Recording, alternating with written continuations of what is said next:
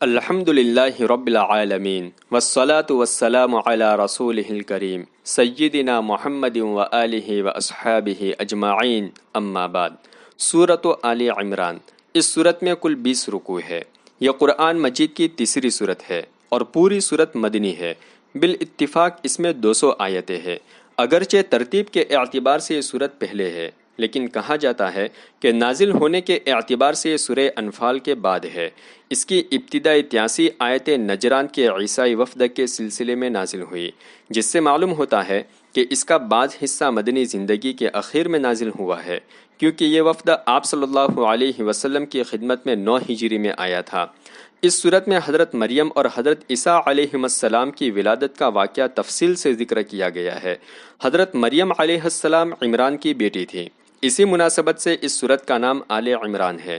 اس سے قرآن مجید کی بے تعصبی بھی معلوم ہوتی ہے کہ یہود و نصارہ کے قرآن سے بغض رکھنے کے باوجود قرآن کی متعدد صورتیں بنی اسرائیل کی شخصیتوں سے منسوب ہے، جن میں ایک یہ بھی ہے۔ سورہ بقرہ اور اس صورت کے درمیان کئی مناسبتیں ہیں، جیسے سورہ بقرہ میں حضرت آدم علیہ السلام کی غیر معمولی طریقے پر تخلیق کا ذکر ہے، اس صورت میں حضرت عیسیٰ علیہ السلام کی تخلیق کا تذکرہ ہے۔ سورہ بقرہ میں یہود کی فکری اور عملی کمزوریوں پر گفتگو کی گئی ہے، اور سورہ آل عمران میں عیسائیوں سے مباحثہ ہے۔ غالباً اسی لیے رسول اللہ صلی اللہ علیہ وسلم نے ان دونوں صورتوں کی فضیلت ایک ساتھ بیان فرمائی ہے۔ آپ صلی اللہ علیہ وسلم نے فرمایا، زہراوین یعنی بقرہ و آل عمران کو پڑھا کرو، یہ دونوں قیامت کے دن بادل کے ٹکڑوں یا صف بستہ پرندوں کے گروہوں کی شکل میں اپنے قاریوں پر سایہ فگن ہوگی۔ زہراوین کے معنی 2 روشن چیزوں کے ہے، یعنی ان دونوں صورتوں میں ہدایت کی بھرپور روشنی موجود ہے۔ اس صورت میں زیادہ تر اعتقادات یعنی اللہ تعالیٰ کی توحید، نبوت، قرآن مجید کی صداقت، محمد رسول اللہ صلی اللہ علیہ وسلم کی رسالت اور حضرت مسیح علیہ السلام کی عبدیت و بندگی وغیرہ پر روشنی ڈالی گئی ہے، اور ان حقیقتوں کو سمجھنے کے لیے کائنات میں غور کرنے کی دعوت دی گئی ہے۔ اس کے علاوہ حج و جہاد کی فرضیت اور سود کی حرمت وغیرہ کے احکام بھی آئے ہیں۔ اس صورت کے اور نام بھی مفسرین نے ذکر کیے، جن میں زہرا، استغفار اور طیبہ بھی ہے۔ سن 9 ہجری میں قبیلہ بنو نجران کے عیسائیوں کا ایک وفد خدمت نبی صلی اللہ علیہ وسلم میں حاضر ہوا۔ اس وفد میں 60 اشخاص تھے، جن میں 14 معززین تھے۔ عبد المسیح ایہم اور ابو حارثہ اس وفد کے امیر، نگراں اور عالم و ترجمان تھے۔ اس وفد نے کئی دنوں رسول اللہ صلی اللہ علیہ وسلم کے پاس قیام کیا۔ توحید اور حضرت عیسیٰ علیہ السلام کی عبدیت کے مسئلے پر کئی دنوں یہ لوگ آپ سے بحث کرتے رہے۔ آپ دلائل کے ذریعے ان کی تردید فرماتے، لیکن یہ کسی طرح اپنے ہٹ درمی سے باز نہیں آتے۔ بالآخر آپ صلی اللہ علیہ وسلم نے ان کو مباہلہ کی دعوت دی، جس کا ذکر آگے آئے گا۔ اس سورت کی ابتدا 83 آیتیں اسی واقعے کے سلسلے میں نازل ہوئی ہے۔ اعوذ باللہ من الشیطان الرجیم، بسم اللہ الرحمن الرحیم، الف لام میم، اللہ لا الہ الا هو الحی القیوم، نزل علیک الکتاب بالحق مصدقا لما بین یدیہ وانزل التوراة والانجیل من قبل هدى للناس وانزل الفرقان ان الذين كفروا بآيات الله لهم عذاب شديد والله عزيز ذو انتقام۔ اللہ کے سوا کوئی معبود نہیں جو زندہ جاوید ہے اور کائنات کے نظام کو تھامے ہوئے ہے۔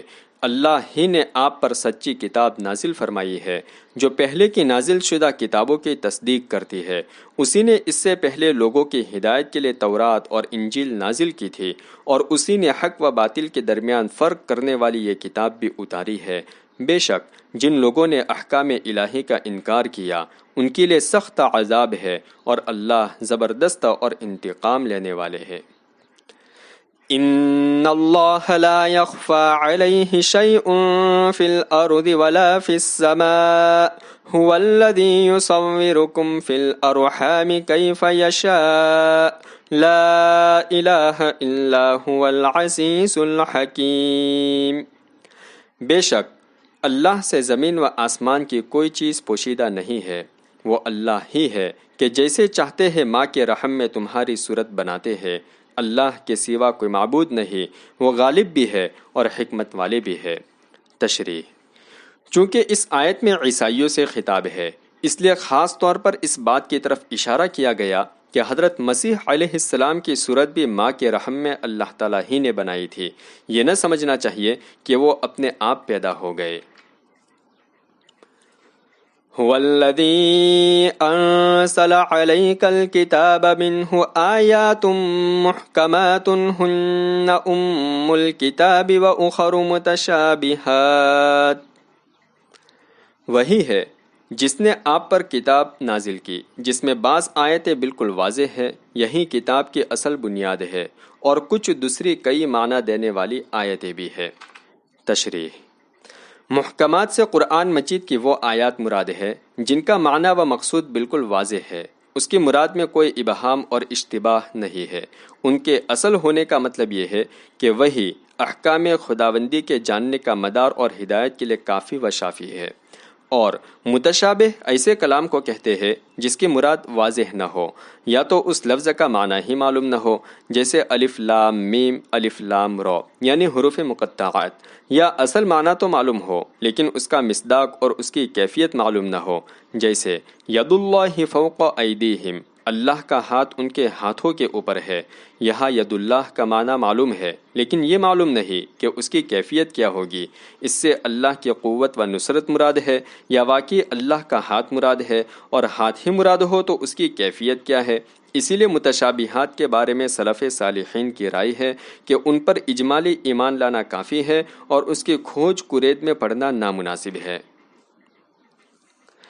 فَأَمَّا الَّذِينَ فِي قُلُوبِهِمْ زَيْغٌ فَيَتَّبِعُونَ مَا تَشَابَهَ مِنْهُ ابْتِغَاءَ الْفِتْنَةِ وَابْتِغَاءَ تَأْوِيلِهِ۔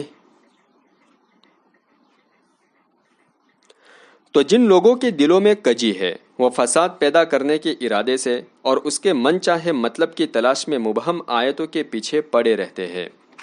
تشریح: ابن کثیر رحمۃ اللہ علیہ نے کہا ہے ای تحریفہ علی ما یریدون، اسی سے استفادہ کرتے ہوئے من چاہے مطلب کی تلاش سے ترجمہ کیا گیا ہے، یعنی جو صاف اور صریح آیتیں ہیں ان کے احکام پر تو عمل نہیں کرتے، اور جن آیتوں پر صرف ایمان لانے کا حکم ہے ان سے عمل کا تعلق نہیں، محض اپنی کج ذہنی کی وجہ سے ان کے معانی کی بیجا جستجو میں پڑے ہوئے ہیں۔